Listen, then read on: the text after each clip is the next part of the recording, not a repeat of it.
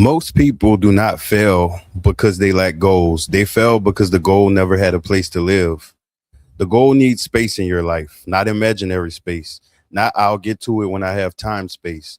Not let me squeeze this between doom scrolling, bad spending, emotional chaos, everyone else's opinion, and 3 hours of overstimulation space, real space. The goal needs the same attention that your current actions already receive because whether we admit it or not, our lives are already organized around something. Your habits already have rooms. Your patterns already have furniture. Your vices already have keys. Your distractions have their own bed, their own bathroom, and sometimes even a parking spot in the driveway. But when the new goal shows up, most people treat it like an unexpected guest. They let it sleep on the floor. On a good day, maybe it gets the couch, and then they wonder why it does not survive. They say, I tried. But what really happened is this: they invited a new life into an old house and never made room. They wanted growth, but they did not evict anything. They wanted discipline, but they did not rearrange anything. They wanted a new body, new finances, new confidence, new relationships, new peace, new direction. But the old patterns were still collecting rent. And patterns are not friendly landlords. Habits are not polite roommates. They do not allow every guest to stay. They protect what they know. They defend repetition. They defend familiarity. They defend comfort, even when comfort is quietly destroying the person living inside of it. That is why starting a new habit is not just about motivation, it is about architecture. You have to rebuild the structure of your life so the goal has somewhere to stand. Because a goal with no space becomes a wish, and a wish with no structure becomes another thing you feel guilty about. A lot of people start a goal with enthusiasm, but they do not start with honesty. They say, I'm going to change my life, but they never ask, what part of my current life is going to fight back? That is the question, because your habits will fight back.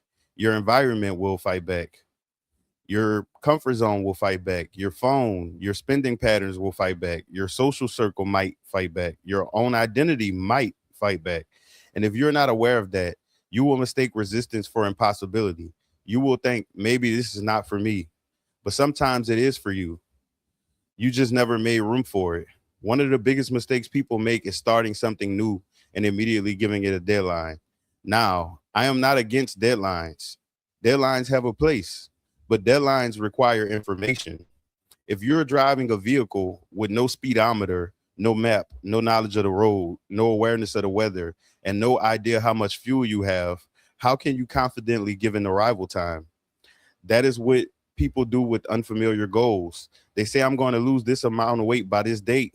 I'm going to save this much money by this date. I'm going to heal by this date. I'm going to have a whole new life by this date. But they do not know their habits. They do not know their triggers. They do not know their blind spots. They do not know their environment. They do not know what they actually believe. They do not know whether the goal is even theirs. And this is where people misunderstand smart goals. Smart goals are powerful when there is known information. When you understand the category, when you understand and know your patterns. Also, smart goals broken down, it means specific, measurable, achievable, or attainable, relevant, and time bound. That's what the SMART means: specific, measurable, achievable, relevant, time bound, which I'll do a lesson on that in financial literacy. When you under when you have measured your behavior, when you have a realistic baseline, but when you are entering unknown territory, the first goal is not always achievement. Sometimes the first goal is awareness. Before you can say, I will arrive here by this date, you need to know what your road you're on. You need to know what keeps making you turn around. You need to know what passengers are in the car. You need to know whether you are driving or whether your habits are driving while you sit in the back seat pretending you are in control. So before you chase the goal, you have to ask better questions. Do I actually want this, or do I want the approval attached to it? Is this my goal, or is this something I inherited from family, culture, religion, social media, survival, insecurity, comparison, or fear? Do I want the process, or do I only want the applause? Do I want the lifestyle, or do I only want the image? Am I willing to become the type of person who can maintain the results, Or am I just trying to rent a better identity for a season? Because a lot of people do not want the goal, they want the costume. They want the caption. They want the before and after picture. They want the social reaction. They want to be seen as disciplined, healed, financially wise, attractive, spiritual, mature, mysterious, different, chosen, special, or even evolved. But they do not want to do the private work. And also, you can have whatever you want for whatever reason you want. You don't always have to have a valid reason to do anything. But where you fail yourself is that when you don't admit to yourself, you can sell whatever you want to people in the world because they always gonna buy it. But when it comes to yourself, if you really doing something and it's for vain reasons and you're not admitting that to yourself, you're gonna have a lot of confusion because your internal body is more aware of what's going on than you are. That's why the whole like meat and potatoes of what I mentioned is you discovering what's going on the inside. Because regardless of whether you admit what's going on the inside of you or not, it's going to happen, and it's going to continue having external changes. It's going to continue molding your relationships, your connections. There's no running from that. That's like trying to run from a self-driving car that already have a destination set. It's already set. And the private work is where the goal is built, not in the announcement, not in the group chat, not in the motivational posts, not in the public declaration. The goal is built in the quiet. It is built in the decision no one claps for. It is built when no one knows you almost quit. It is built when you make the better choice without needing an audience. It is built when you fail, adjust, and keep going without turning the mistake into a funeral. That is why discretion is powerful. Not every goal needs a press release. Not every dream needs to be introduced to people who do not have the vocabulary to understand it. Not every plan needs to be placed in the hands of people who have already made peace with losing. And that may sound harsh, but it is real. People who fail often stick together, not because they're evil, not because they're worthless, but because failure can become a culture. It can become a language. It can become a rhythm. It can become a shared religion where everyone agrees that trying is corny, discipline is unrealistic, growth is fake, and anyone who changes is acting brand new. And if you cannot admit that you have habits of failure, or that you were raised around failure, or that you socialize with failure, then your possibility of failing is heavily increased, because what you refuse to name, you cannot properly fight. That is not about disrespecting people. This is about looking down on where you came. This is not about looking down on where you came from. This is about telling the truth without needing to decorate it first. Some people were raised by people who survived but never grew. Some people were raised by people who loved them but could not model discipline. Some people were surrounded by people who normalized debt, chaos, poor health, emotional reactivity. We see a lot of that today, baby. It alarms me every time I see it, because the amount of energy people put into pointless conversations, pointless situations, complete strangers who not even communicating with them. If anything, I could see the person who posted the content standing on the content because, it's their content, but it's literal strangers attacking other people in the comments because they don't agree with theirs. Like if the comment section don't let you leave your own separate comments, instead of being informative, is always bashful, argumentative, dismissive. Anytime you fall out of a tribal mind script, even one word difference, all of a sudden you some type of phobic, you some type of this or that, and all of this other stuff. And the sad part about it is that it dilutes the waters of true discrimination, true hate, and true disrespect of groups of people when you call in every little thing the ultimate version of it. It's like the boy who cried wolf. If you call everything something when it really happens the 101 time after 100 times of it not happening, people start to really not care anymore. But that's a part of society. We just see it digitally now. At one point, this used to be rumors that people behave this way, and people used to be so good at putting on facades that the person running around telling you how crazy people are would be look crazy themselves. But now we have the internet, baby. You see it for yourself. And when that is all you know, dysfunction feels like home. Peace feels like suspicion. Solitude feels like punishment. Discipline feels like rejection. Growth feels like betrayal. And that is one of the hidden reasons people sabotage themselves. They're not just afraid of failing, they're afraid of who might lose if they succeed. I know that fear. I have experience holding myself back subconsciously because some part of me knew that if I grew, certain connections might not survive the elevation. And that is a strange grief. because sometimes you're not choosing between success and failure. Sometimes you're choosing between belonging to your old life and becoming available to your future. That is why inner growth matters. Before the outside changes, the inside has to become strong enough to stop asking for permission. You have to build a connection with yourself before you can build healthy connections outside of yourself. Because if you do not know yourself, anyone can assign you a role: the clown, the helper, the backup plan, the emotional trash can, the broke friend, the struggling one, the dramatic one, the loyal one who never leaves, the available one, the one who always understands, the one who never changes. And the moment you begin to grow beyond that role, people may call it arrogance. They may call it distance. They may call it acting funny. They may call it selfish. But sometimes what they call selfish is just you no longer abandoning yourself for a seat at a table that was never feeding you. This is why solitude is not always loneliness. Sometimes solitude is the space where your real self finally gets to speak. A lot of people are terrified of quiet because quiet removes the audience. Quiet removes the distraction, the performance. Quiet makes you sit with your actual life. And many people cannot sit with their actual life, so they run to the phone. They run to the apps, to the food, to the gossip, to the spending, to dating, to substances, to overworking, to venting. They run to anything that keeps them from hearing the truth knocking from inside the room. But if the goal needs a spot, then your attention has to stop being homeless. Your attention cannot be sleeping in everyone else's business.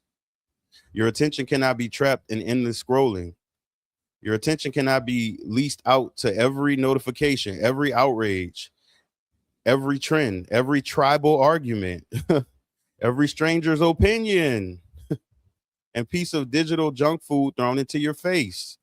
Phone addiction is not just a time problem, it is an identity problem, because whatever gets your attention long enough begins to shape your desires. And whatever shapes your desires eventually shapes your decisions. And whatever shapes your decisions becomes your life. Overconsumption does not only happen with food or shopping. People overconsume opinions, they overconsume outrage, they overconsume comparison, they overconsume entertainment, they overconsume other people's lives. They overconsume advice but never digest any of it, and then wonder why they feel full but undernourished. A mind filled with noise has no room for strategy. A life filled with distractions has no room for transformation. A calendar filled with avoidance has no room for discipline. A budget filled with leaks has no room for wealth. A body filled with neglect has no room for vitality. A social circle filled with defeat has no room for vision. When I say the goal needs a spot, I mean your whole life has to be audited, not judged, audited, because judgment makes people hide. Awareness helps people build. And this is where financial goals are such a powerful example. And information like this can be hard to receive initially, especially if you come from the war zone of opinions, where usually if a person is criticizing you, it's the start of an attack. It's the start of them tearing you down. It's the start of them gaslighting you about what you really are able to do versus just showing you all your flaws. And a lot, based off of what I see in real life and online, a lot of people only receive praise. If it is not praise, for some reason, the fight or flight tells them that they are under attack. Their beliefs are under attack. Their favorite person is under attack, or some group that they identify with is under attack, and that they must defend at all costs. And that's not how this works. Especially if a person is peacefully speaking to you, and there is nothing this person gains from anything from you, and they trying to help you, especially if it's a conversation you entered yourself in. Because for me, I don't enter myself in other people's conversations trying to help them. I don't give unsolicited advice. I don't do all of that. Like, the videos are based off of my growth process with myself and things that I experienced that other people could learn from. The positioning may distance it from me, but majority of this stuff is about me, past, present, future, whatever. So that's what separates the people that are dangerous from the people that have hope, because dangerous people are locked in with the way they think. They locked in about everything, even if it's proven to be false, proven to be outdated, or things like that. And those kinds of people, they will suck your energy. That's an energy cesspool. They will suck all your energy because you're going to spend so much energy trying to get an understanding with them while they're intentionally misunderstanding you, constantly attacking what you're saying, not seeing any act, like seeing any reflection of what they're putting into the conversation, putting into the environment, putting into the world. Those kinds of people, they need to be left to their own devices. There are so many of them, they can enjoy and entertain each other. It is not your job to entertain these kinds of people. Now, depending on what their connection is to you, you're going to deal with obligation. You're going to deal with all types of guilt and different things because you've been doing it for so long. You can't expect to just wake up. Some people do wake up and just shift, but on average, it's not common, and it's more difficult to just think you were going to do it versus actually accidentally doing it, if that makes sense. They do not want to admit that social pressure has been running the controls. They do not want to admit that they brought things they never truly cared about because they wanted to be seen a certain way. They do not want to admit that the new phone, new clothes, restaurant pictures, trips, car, beauty maintenance, subscriptions, delivery fees, and the little treats and the convenience spending are not random. They're connected. A financial leak is rarely just a purchase. Sometimes it is loneliness wearing a receipt. Sometimes it is insecurity wearing a brand name. Sometimes it is boredom with a checkout button. Sometimes it is social pressure disguised as taste. Sometimes it is sadness calling itself self-care, and business knows this. Businesses make wealth from social pressure because many people fail to realize and release the internal connection to external distractions. The person thinks, I just like this, but do you? Or did repetition convince you? Did your circle convince you? Did influencers convince you? Did your insecurity convince you? Did your fear of being left out convince you? This is not about never enjoying life. This is about knowing the difference between enjoyment and programming. Not to mention, if it was truly enjoying life, it wouldn't rob you of so much. Things that are naturally meant to be enjoyed is not going to rob you. It's going to fill you up. And it's not going to need to be replaced every season, every drop, every new outfit trend. It's not going to be outdated in the back of your closet or taking up space in your house to where you tripping over it. That's the difference. But I'm not here to convince people of that. Either you can agree or not agree with anything I say. You don't have to live by it. Again, as mentioned in previous videos, my my palette is based off of a mixture of experience, of research, of statistics, of scientific fact, of philosophy and different things. So I don't believe that everyone is going to fit in the world that I live in. You should build your own world. But this is just information to help you build your own world, giving you insight of different things that other people just push through life and never question. And that is the thing. A lot of the adults have inherited the stuff that they used to say the older people did. A lot of the adults my age and even some people younger, they're already hard shell brained. They're already locked in with beliefs that have steered them wrong their whole life, but they will never question it because for like it's a psychological thing. When people beliefs are proven to be wrong, some people have psychological breakdowns, and the brain will protect the person from any type of psychological impact by doing whatever it takes to prevent that. So if protecting beliefs is what the brain needs to prevent you from having a mental breakdown, that's what happens. That's why some people will continue to have loyalty to situations, people, organizations, groups, and no matter how much they destroy them. Some people, families have to leave them behind because whatever they believe in, just like with cults, there's a lot of online cults right now, like actual verified ones. But the way that a lot of people behave with certain groups, you can see that that's a cult being branded too, because the cults always start off with luring the people in. And then once they get the people where they want them, that's when the real motive comes out. And sometimes it could take years. But the thing is, you can never tell people who are in a cult that they're in a cult. That's the funny thing. It's not until they decide that they're in a cult and they try to get away that you can tell them. You really can't tell people most things. That's the fun thing about a lot of humans. They swear they want warnings. They swear they wish somebody would have told them sooner. But when you look at them in present day, they don't listen to anything. Even when they make reckless mistakes, it's still someone else's fault. Like, that's very dangerous. And what they fail to realize is responsible people have been secretly carrying society for generations.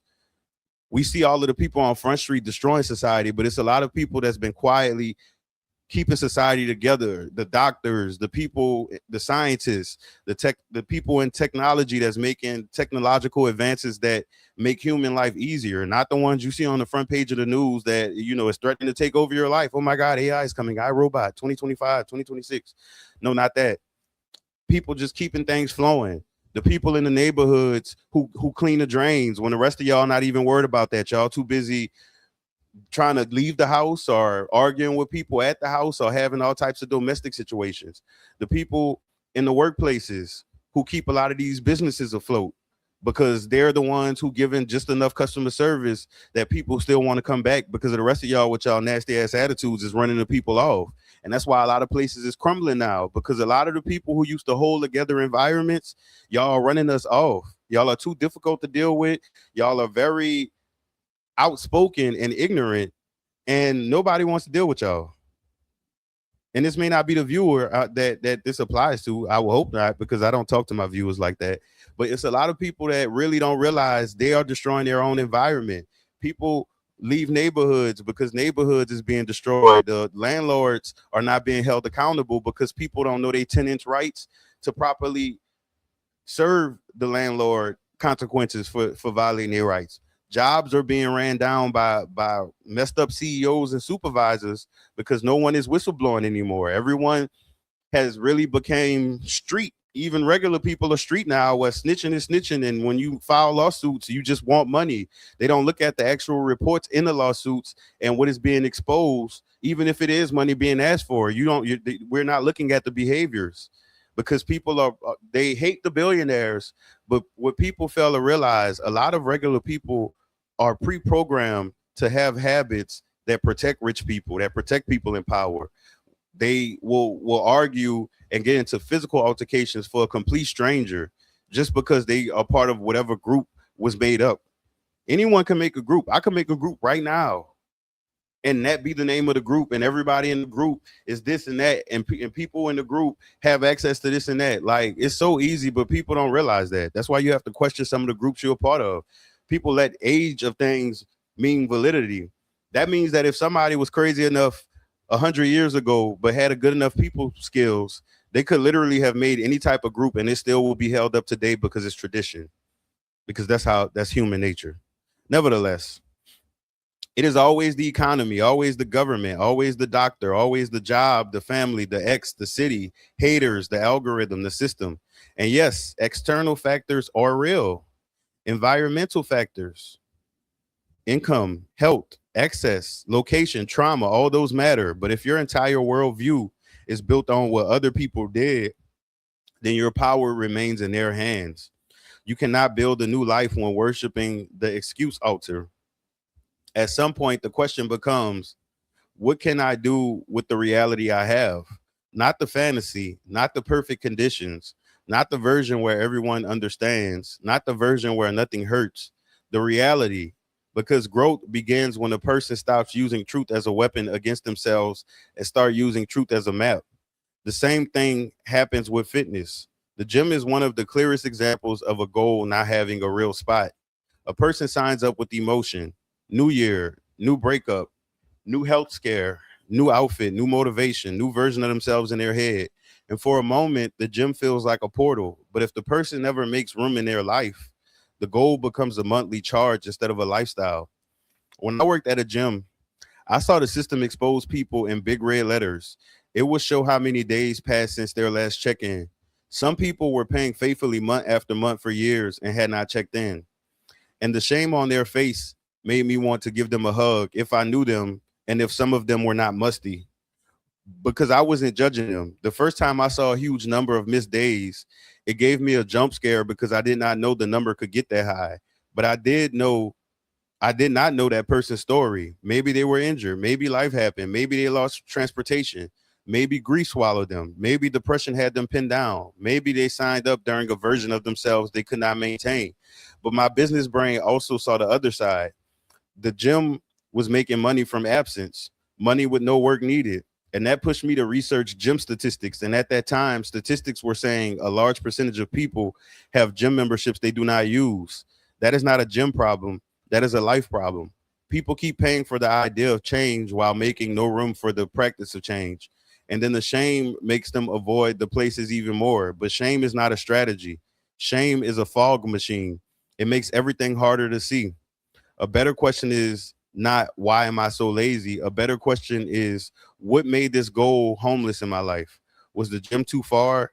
Was the routine unrealistic? Was I trying to punish my body instead of care for it? Did I only want weight loss but not a relationship with movement? Did I only want a result but not a lifestyle? Did I hate the process because I copied someone else's process? Did I think fitness only existed in the gym? Because movement has many doors. Walking counts, stretching counts, dancing counts, swimming counts, sports, home workouts, yard work counts, strength training counts, mobility counts. The goal is not to worship the gym. The goal is to stop abandoning the body. The body is a use it or lose it kind of person. And when people only connect fitness to vanity, they miss the deeper blessing. Being active is not just about looking better. It is about staying capable. It is about aging with more options. It is about carrying groceries, climbing stairs, surviving emergencies, playing with children, protecting your independence, and being able to live inside your body instead of dragging it around like an unpaid bill. Food is the same.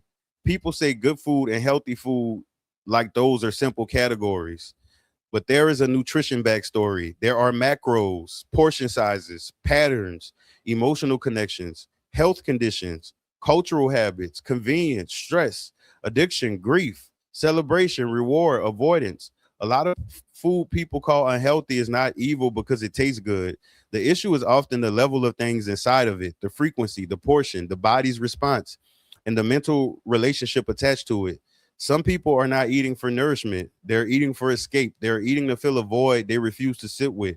They're eating for comfort because comfort is the only room in their life with furniture. And when the food related illnesses appear, some blame doctors, governments, and everyone else who was not at the table.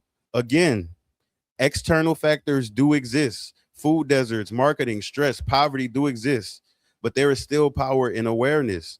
There's still power in learning. There's still power in asking, what am I repeatedly doing and what is repeatedly producing? That question can change a life. But closed minded people hate that question because closed mindedness protects the ego from evidence. A closed mind does not seek truth, it seeks confirmation. It looks for people who agree. It looks for examples that excuse it. It looks for tribes that make failure feel normal. It looks for language that makes accountability sound like oppression. And when people become tribal thinkers, they stop learning from reality. They only learn from the group. If the group says spending is normal, they spend. If the group says discipline is corny, they mock discipline. If the group says everyone who succeeds is fake, lucky, privileged, or evil, they never study success honestly. If the group says that will never work for us, they never test anything. This is why you have to be careful about whose negative side you listen to when you're chasing a positive goal, because sometimes you are hearing the losing side and the winner side is not the same. A person who failed at something may have useful lessons, but some people are not giving you wisdom. They're giving you the smell of the room they never escaped. They're not warning you about the road. They're trying to make sure you never leave the neighborhood. And this is where oversharing becomes dangerous. People think sharing their goals is always healthy. They think venting is always beneficial. They think talking about every plan, fear, mistake, step, and every emotional wave is connection. But sometimes oversharing drains the energy that should have gone into the pivot. Sometimes it creates a cage. Now you're not just trying to reach the goal, you're trying to manage the imaginary audience. You're thinking about what people will say if you mess up. You're thinking about who saw you start, who might laugh, who might be secretly glad. You're thinking about how to explain the delay. And now the goal has become a performance instead of a practice. There is power in being able to sit with aspects of your life without running to tell everyone. There is power in processing quietly. There is power in letting the seed stay underground long enough to grow roots. People forget that many of the people they overshare with are keeping things from them, consciously or unconsciously, especially if shame is involved. They're not telling you everything. They're not reporting every failure. They're not announcing every insecurity. They're not giving you the full financial picture. They're not telling you every time their relationship almost fell apart. They're not telling you every unhealthy coping mechanism. They're not telling you every dark thought, every unpaid bill, every secret envy, every bad habit, every insecurity hiding behind the image. Baby, for people who watch the news, and I know a lot of y'all are true crime kings and queens, how many times have you seen when family and friends speak up on something, they say they never knew this about the person. They never knew that about the person. Oh, I never knew them to be that way. Exactly. Case dismissed. Discretion is not secrecy. Discretion is protection.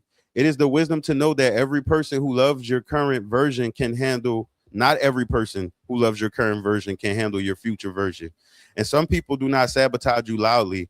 Some sabotage you with tone, with jokes, with questions, with doubt, with must be nice, with you think you're better than us, with I tried that before, with that probably won't work, with you always doing something, with just enjoy life. And sometimes the most dangerous discouragement does not sound hateful. It sounds familiar.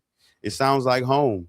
That is why you need open mindedness. Open mindedness is not believing everything, it is being willing to examine what you have been calling normal.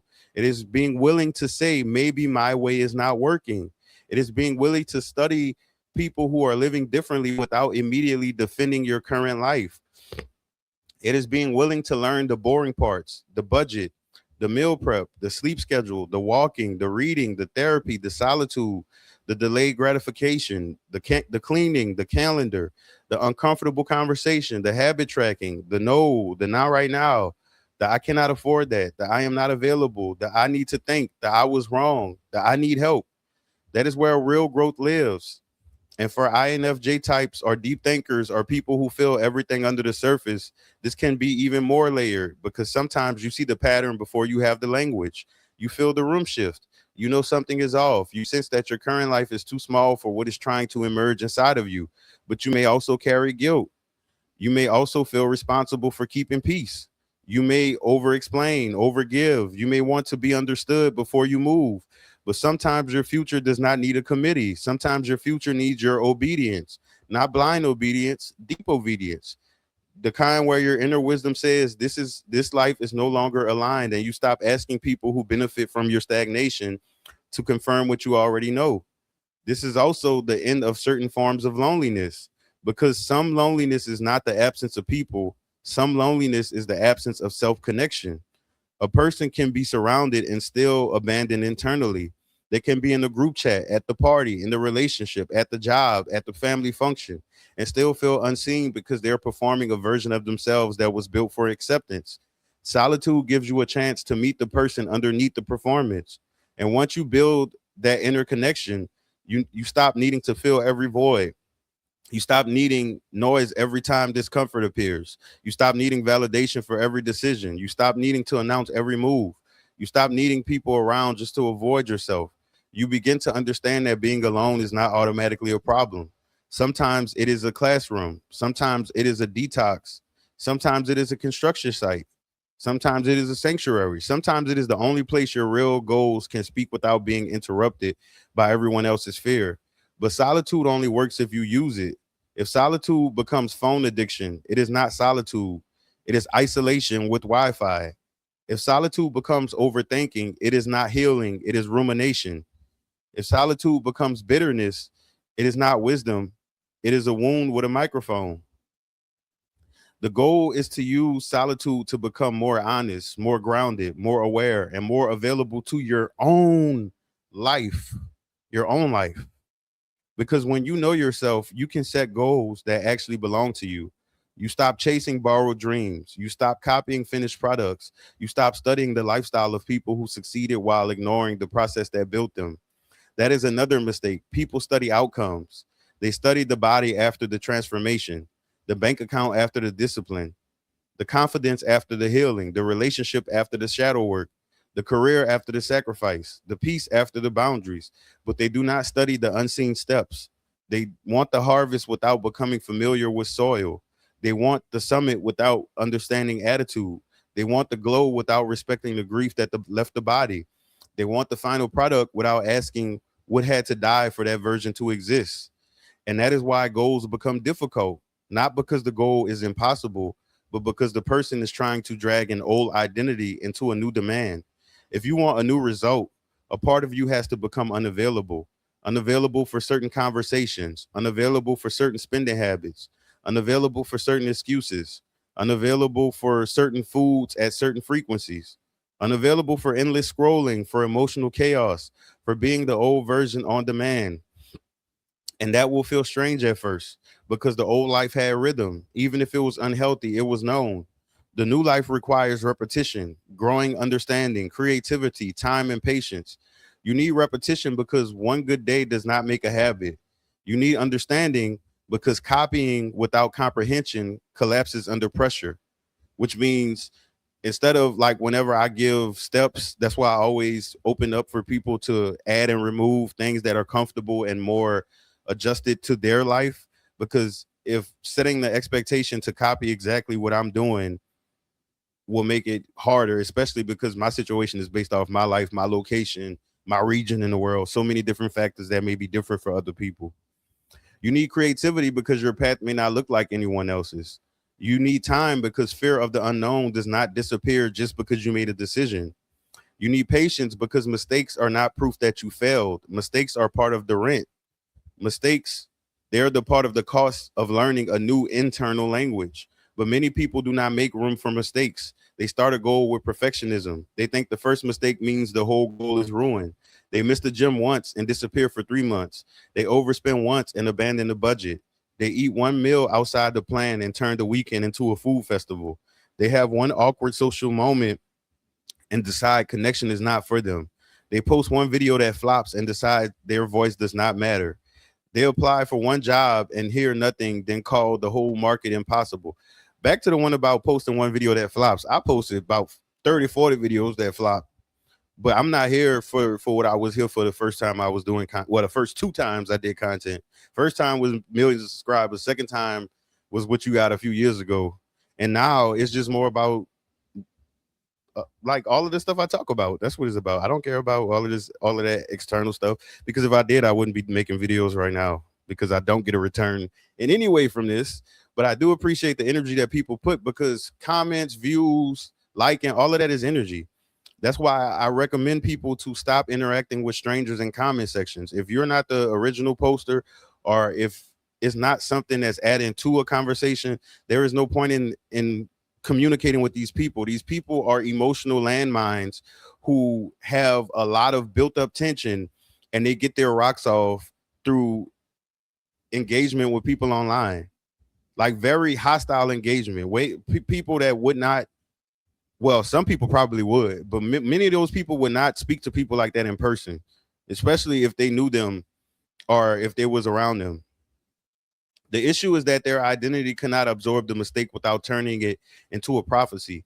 This is why you have to make room for learning. A new goal should come with a learning phase, a clumsy phase, a confused phase, a let me figure out what works for me phase, a this looked easier when other people did it phase, I need to adjust the plan phase, I did not know this part would trigger me phase, my environment is not supporting this phase. That is normal. That is not failure. That is the sound of a new structure being built while the old one is being demolished. And during that phase, you need to be careful with who gets access to the construction site. Everyone does not need to walk through your unfinished building. Some people only know how to criticize exposed wires. They do not understand that progress can look messy before it becomes livable. Protect your construction site. Protect the early version of the goal. Protect the awkward beginning, the small wins, the quiet consistency. Because if you keep handing your goals to closed minded people, tribal thinkers, external blamers, and people who have normalized their own defeat, do not be shocked when your vision starts losing oxygen. You have to learn how to hear people without obeying them.